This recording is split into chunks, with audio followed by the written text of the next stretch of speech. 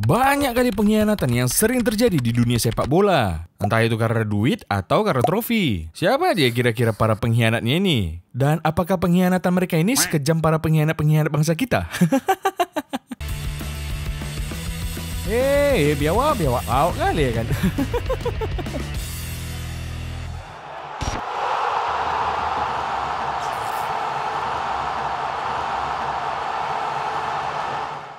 Oke kawan-kawan, hari ini aku mau cerita sekilas tentang para pemain bintang yang tega berkhianat dan pindah ke tim rivalnya. Soalnya dari zaman dulu udah banyak kali kasus para pemain bintang yang udah dicintai sama fansnya, tapi rela dia berkhianat dan pindah ke tim rivalnya. Alasan kepindahan para pemain bintang ini macam-macam.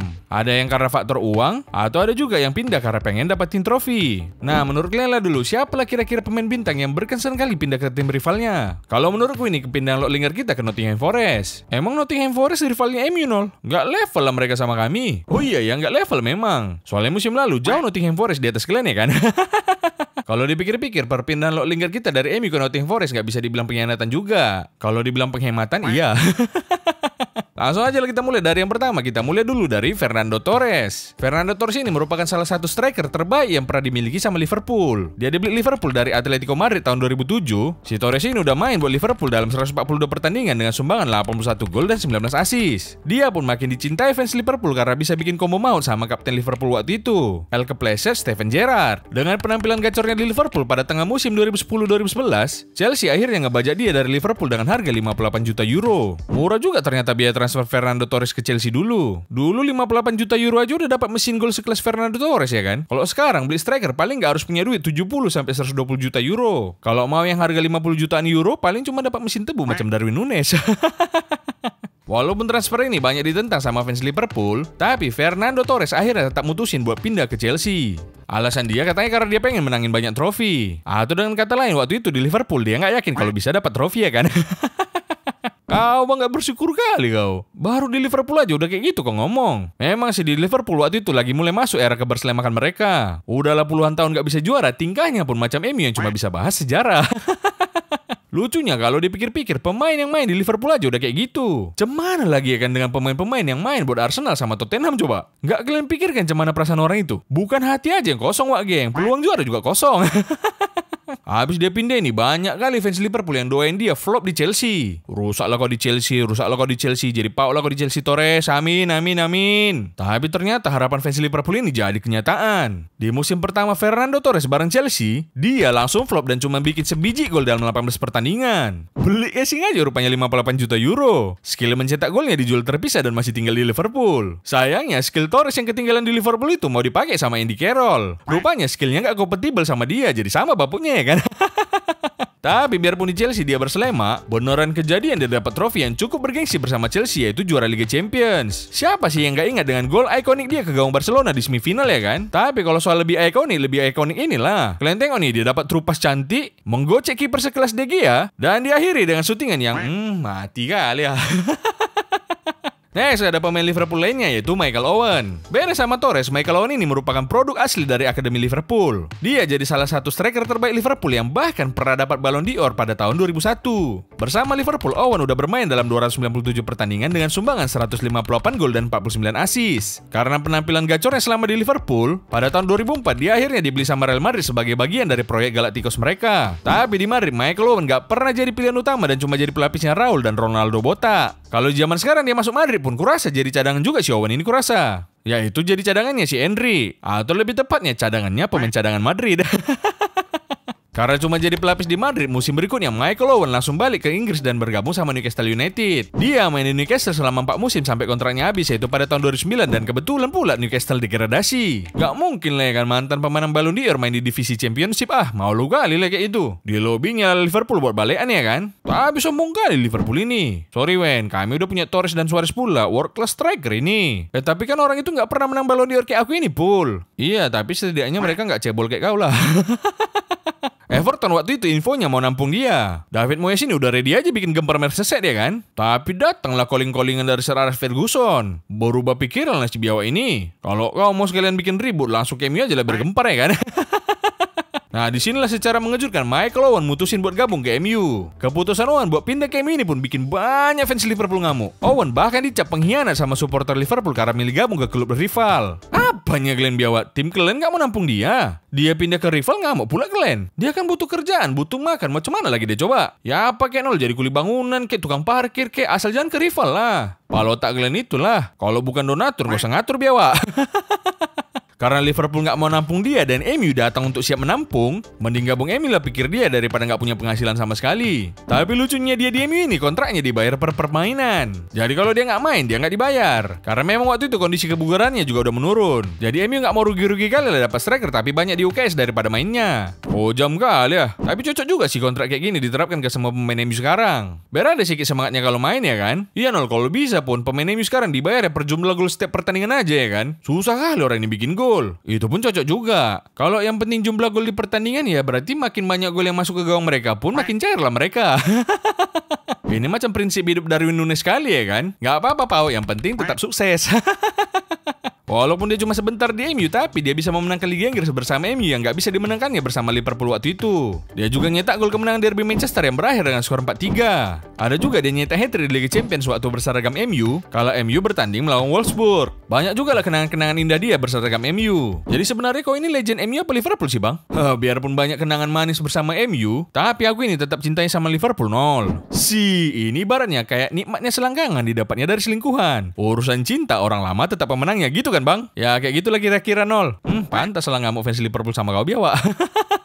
Next, ada mantan legend Arsenal Emmanuel Adebayor. Adebayor pertama kali datang ke Arsenal pada musim 2005-2006. Dia dibeli dari klub Ligue 1 AS Monaco dengan harga 10 juta euro. Selama main di Arsenal, Adebayor ini mainnya lumayan gacor lah. Dari 142 match, dia bisa nyumbang 62 gol dan 18 assist. Tapi karena di Arsenal ini dia susah kali buat dapat trofi, tahun 2009 Adebayor akhirnya mutusin buat pindah ke Man City yang baru aja dibeli sama Sheikh Mansour. Dia ditebus City dari Arsenal dengan biaya yang waktu itu udah termasuk mahal yaitu 30 juta euro. Momen ikonik Adebayor sendiri terjadi pas pertandingan lawan Arsenal. Waktu itu pas dia baru dibeli City dari Arsenal, Adebayor udah langsung main lawan mantan klubnya itu. Dan kebetulan pula Adebayor bikin gol heading ke gawang Arsenal dan bawa City menang 4-2. Bahkan habis bikin gol dipaksakan Adebayor dari ujung ke ujung buat nyampe ke depan tribun fans Arsenal dan bikin selebrasi kayak gini di depan mereka. Gila kali ya kan si Adebayor ini. Padahal baru aja dipindah dari Arsenal, tapi udah berani dia ngejek mantan klubnya sendiri. Gak gitu ceritanya nol. Gak mungkin juga aku berani kayak gini kalau gak ada sebabnya.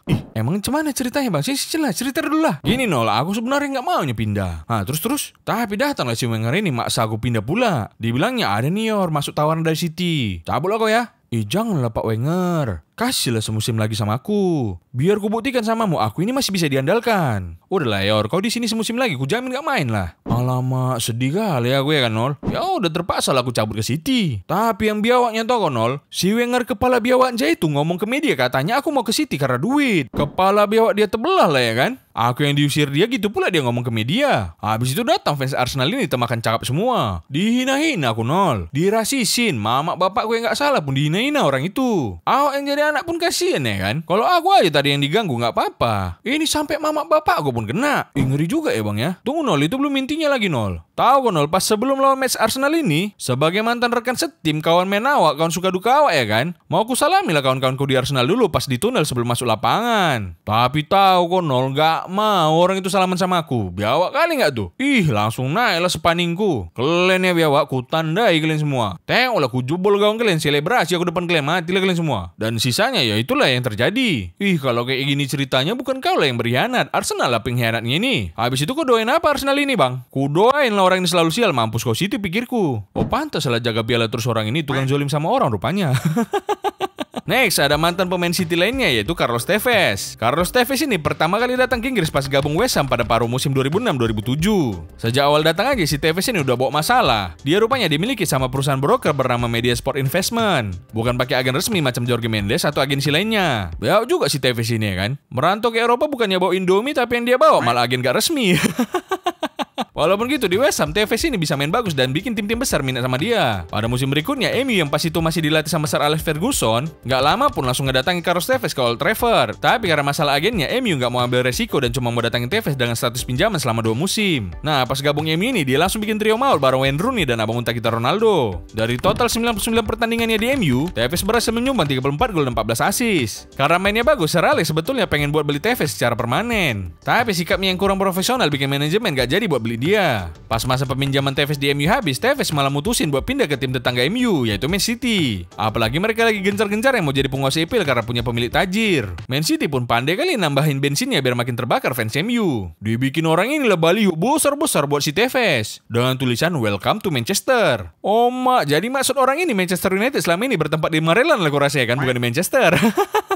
Kalau dari versi Sir Alex dan fans MU lainnya, Tevez ini ke City karena duit. Tapi dari sisi Tevez sendiri bilang dia ke City karena MU nggak jelas mau ngasih kontrak apa enggak. Katanya dia nggak profesional lah, kurang disiplin lah. Makanya dia cabut ke City pas pula ada tawaran ke dia ya kan. Entah siapapun yang betul aku nggak tahu lah. Pokoknya dengan kepindahan Tevez ke City inilah yang bikin fans MU jadi mulai benci sama Tevez. Kenangan manis juara Liga Inggris dan Liga Champions pun seakan gak ada artinya dengan dia pindah ke klub rival sekota. Apalagi di City, Tevez mainnya gacor kali. Dari 148 match, Tevez berhasil bikin 73 gol dan 32 assist. Bahkan dia bisa bawa City juara Liga Inggris dan Piala FA. Tapi yang membiawakannya, si Tevez ini malah ngejek fans MU dengan bawa spanduk tulisannya Rip Fergie pas ngerayain juaranya City waktu itu. Umak, pengkhianatan yang menjurus penghinaan lah ini ya kan. Kau udah berkhianat, janganlah kayak gitu bang, orang tua itu. Bisa-bisanya dia gak menghormati orang tua dan mantan pelatihnya dengan bikin tulisan kayak gitu. Padahal kita tahu sendiri lah, Rip Fergie ini gak betul lah. Daripada Rip Fergie lebih cocok Rip MU yang harusnya ditulisnya. Bukan apa ya kan, abis Fergie pergi, MU yang mati soalnya.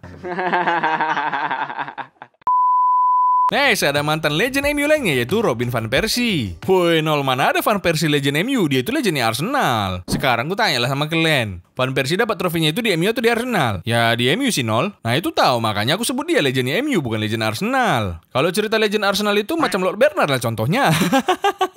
Robin van Persie ini sebetulnya lama main di Arsenal. Dia dibeli Arsenal dari Feyenoord pada musim 2004-2005 dan main di Arsenal sampai 2012. Dari 278 match bersama Arsenal, Van Persie ini bisa nyumbang 132 gol dan 55 assist. Serta dia juga sempat didapuk sebagai kaptennya Arsenal. Walaupun udah memberikan segalanya buat Arsenal, tapi karena susah dapat trofi, dia akhirnya mutusin buat menerima tawaran MU. Waktu itu dia ditebus MU dari Arsenal dengan biaya 30 juta euro. Padahal dia masih ada sisa kontrak setahun lagi bersama Arsenal. Alasan dia gabung ke MU, padahal ada juga tawaran dari City dan Juve waktu itu adalah karena Sir Alex Ferguson. Ferguson bisa meyakinkan Van Persie, kau kalau mau menang trofi ke MU kau, jangan ke klub lain. Kau ngegendong-gendong Arsenal pun kami bantai juga yang 82 pakai skor lapis kedua MU. Iya juga ya, goyanglah si Van Persie ini. Mantaplah hatinya buat berkhianat, meninggalkan jabatan kapten dan status legendnya di Arsenal demi trofi bersama MU. Karena itulah fans Arsenal langsung ngecap Van Persie pengkhianat karena rela pindah ke tim rival demi dapetin trofi. Dan betul aja, habis pindah ke MU, Van Persie langsung bisa bawa MU juara Liga Inggris. Bahkan dia sendiri jadi top skor di Liga waktu itu dengan catatan 26 gol dan 9 assist. Walaupun dibenci sama fans Arsenal, menurutku wajar keputusan Van Persie ini. Kalau udah setia pun tapi tetap gak dapat trofi, lama-lama pasti capek sendirilah dia. Apalagi Van Persie ini yang dulu tiap musim ngegendong Arsenal. Jadi menurutku keputusan Van Persie ini udah betul lah. Walaupun ada kesalahannya dikit. Emang kesalahannya Van Persie apa nol? Ya udah jelas kelamaan dia main di Arsenal lah. Harusnya main 2-3 musim di Arsenal, habis itu langsung cabut. Jangan lama-lama kali. Kalian bayangin lah kalau Van Persie stay lebih lama di Arsenal, gak bakal dapat trofi sampai pensiun dia kurasa.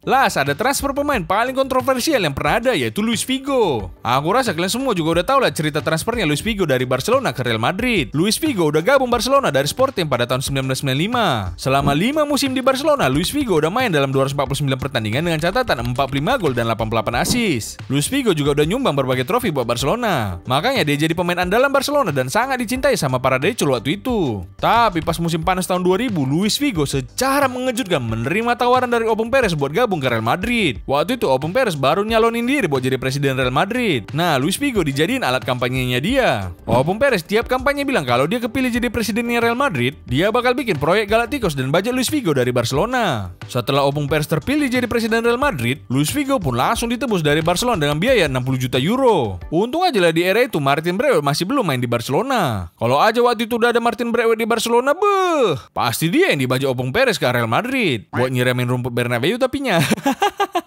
Kedatangan Luis Figo ke Real Madrid juga jadi pertanda dimulainya era Galacticos di sana. Setelah Figo, Opung Perez terus lanjutin proyek Galacticosnya dengan beli para pemain bintang macam Zinedine Zidane, Ronaldo Botak hingga David Beckham. Nah, di era Galacticos ini Luis Figo juga masih tampil gacor. Dalam 245 pertandingannya bareng Real Madrid, dia nyumbangin 58 gol dan 94 assist. Bahkan pada musim pertamanya di Madrid, Luis Figo bisa langsung dapatin Ballon d'Or. Karena Luis Figo dapatin Ballon d'Or, langsung ngamuk lah itu para decul. Udahlah berkhianat pindah ke tim rival, malah dapat Ballon d'Or pula dia di sana. Makin mendidih lah emosi decul-decul di sana ya kan. Dan puncaknya tau kalian pas El Clasico di Camp Nou, para decul-decul ini langsung bikin teror ke Luis Figo. Waktu dia mau ngambil tendangan corner, decul-decul di tribun langsung ngelemparin Luis Figo dengan barang-barang yang mereka bawa. Bahkan ada yang sampai ngelemparin kepala babi ke Luis Figo dan jadi momen ikonik sampai sekarang. Siapa pula ini orang yang motong jambar pesta Batak di stadion ya kan?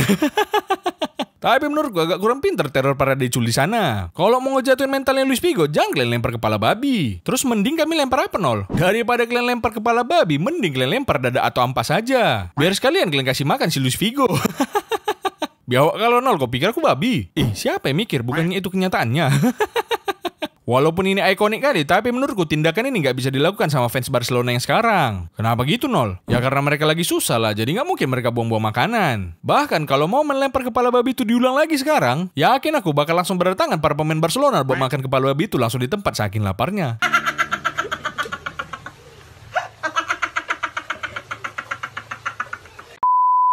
Sebenarnya masih banyak lagi pemain-pemain yang pindah ke klub rival. Tapi uniknya mereka nggak dicap jadi pengkhianat. Contohnya salah satu pemain terbaik di dunia yang sampai dibuatin film yaitu Ronaldo Nazario. Gak nanggung-nanggung, Ronaldo Botak ini pernah main di 4 klub besar yang di Liga jadi rival. Di Spanyol dia pernah main di Barcelona dan Real Madrid. Sedangkan di Italia dia pernah main buat 2 Milan yaitu AC Milan dan Inter Milan. Walaupun main di 4 tim yang saling bermusuhan, tapi hebatnya si Ronaldo Botak ini dia bisa bikin semua fansnya tetap dukung dia. Kalau Ronaldo ini mungkin karena transfernya terjadi nggak langsung ke klub rivalnya ya kan. Kayak dia dari Barcelona ke Inter dulu, baru habis itu ke Real Madrid terus ke AC Milan. Jadi nggak terlalu terasa berkhianat ya kan. Macam Lukaku juga enggak. Tapi kayak Xiaowen tadi pun nggak langsung tapi tetap dia nggak pengkhianat juga ya kan. Jadi bingung juga aku. Mungkin bisa dicap pengkhianat itu tergantung seberapa jago atau seberapa cinta fans di klub sebelumnya sama dia ya kan. Tapi ada juga yang langsung pindah ke klub rival pun nggak dianggap sebagai pengkhianat. Macam si Garnacho lah dari MU ke Chelsea nggak dicap pengkhianat sama fans MU. Martin Braithwaite juga dari Barcelona, dia pindah ke klub rival sekotanya Barcelona yaitu Espanyol. Dan dia juga nggak dicap sebagai pengkhianat juga sama fans Barcelona ya kan. Kayaknya seorang pemain itu dicap pengkhianat itu ditujukan kepada pemain yang jago di klub sebelumnya tapi memilih pindah ke rival. Soalnya kalau yang pau di klub sebelumnya nggak dianggap sebagai pengkhianat, melainkan pemain laknat.